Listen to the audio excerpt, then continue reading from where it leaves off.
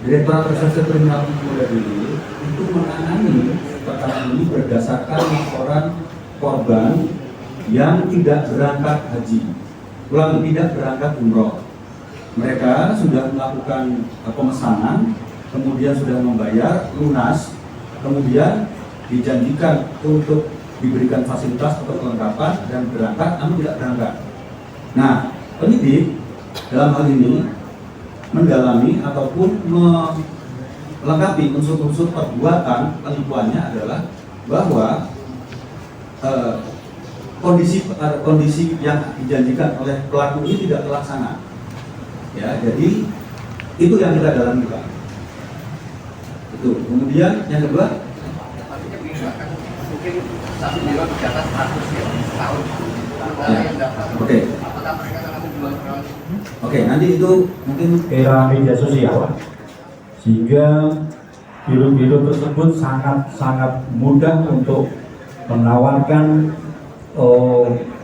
agen perjalanannya untuk bisa umroh di tanah suci Mekah maupun Madinah, baik di Instagram, di Facebook, dan apalagi sekarang TikTok luar biasa.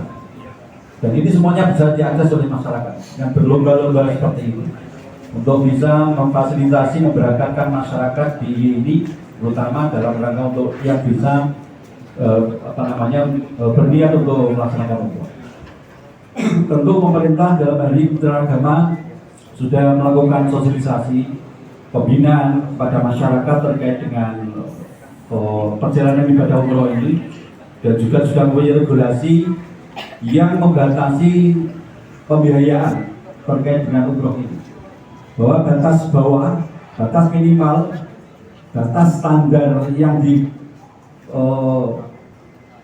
oleh pemerintah dalam hal ini Kementerian Agama ini, masyarakat untuk bisa melaksanakan umrohnya adalah sebesar 23 juta.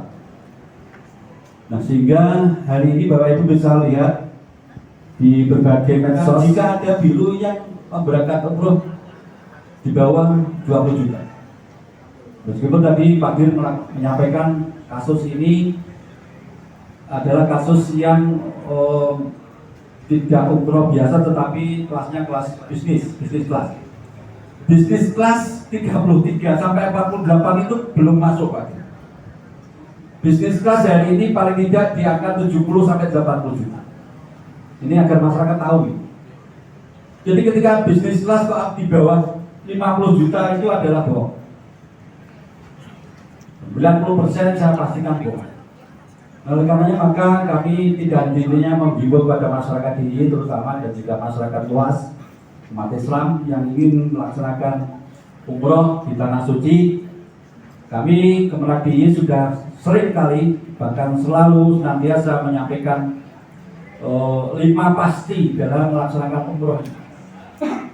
Masyarakat harus tahu 5 pasti ini. Yang pertama adalah pasti berizinnya. Biro tersebut pasti berizin. Karena sekali lagi tadi saya sampaikan, di sini ada 130-an biro umroh yang ada di DIY, belum yang wakil atau cabang dari Jakarta. Sehingga kalau ada yang hanya cabang di DIY ini, kita tidak bisa mengetahui apakah itu berizin atau tidak. Maka pastikan sebelum mendaftar umroh, biro itu adalah berizin dari Kementerian Agama. Masyarakat harus diberikan kepastian tiket sebelum berangkat yang dijanjikan. Jadi tadi dijanjikan bulan Desember, maka paling tidak November sudah harus memegang tiket. Kalau November belum memegang tiket, kalau menjelang berangkat belum memegang tiket, maka hampir dipastikan itu juga akan menjadi modus-modus penipuan. Kemudian jadwal, pasti yang ketiga adalah pasti jadwal keberangkatan. Tentu ini mudah kalau jadwal Pak Dir. Jadi biro-biro tersebut tentu punya jadwal-jadwal. Tetapi pastikan bahwa jadwal itu berikut dengan tiketnya tadi. Jadi tiketnya harus sesuai dengan jadwal. Sebab banyak juga yang sudah terjadwal seperti itu belum memiliki tiket lalu kemudian diubah-ubahkan. Ya, yang sudah sampai Jakarta tidak diberangkatkan, dipulangkan. Ada yang sudah sampai Jakarta ternyata tiketnya dari Surabaya. Nah ini kan pasti masyarakatnya menjadi korbannya. Yang ketiga, pastikan juga hotelnya di sana. Di Madinah hotel bintang berapa, di Mekah hotel bintang berapa, sesuai nggak yang ditawarkan. Karena hari ini Bisnis umroh adalah bisnis yang sangat-sangat menggiurkan bagi biro-biro perjalanan. Jadi dan juga dipermudah bagi izin operasionalnya. Artinya memang masyarakat, kelompok masyarakat bisa mengakses.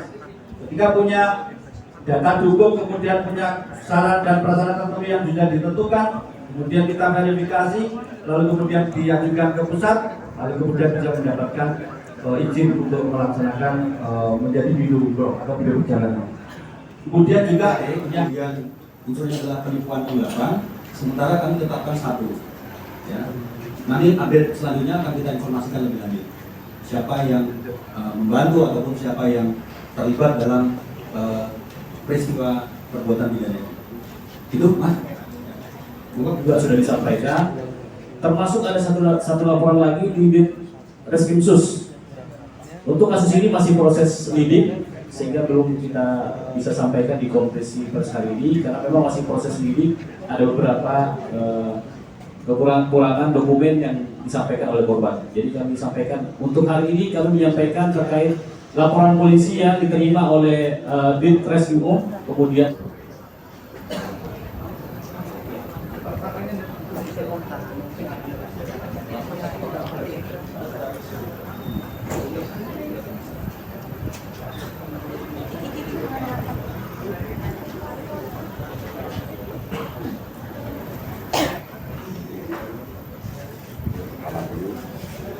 Mana dulu nih? Kanan ya. Kanan.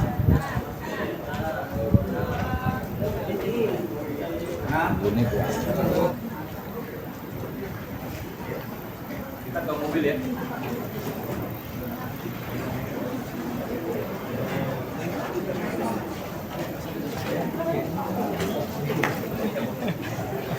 Ya tuh kayak nggak punya bisa.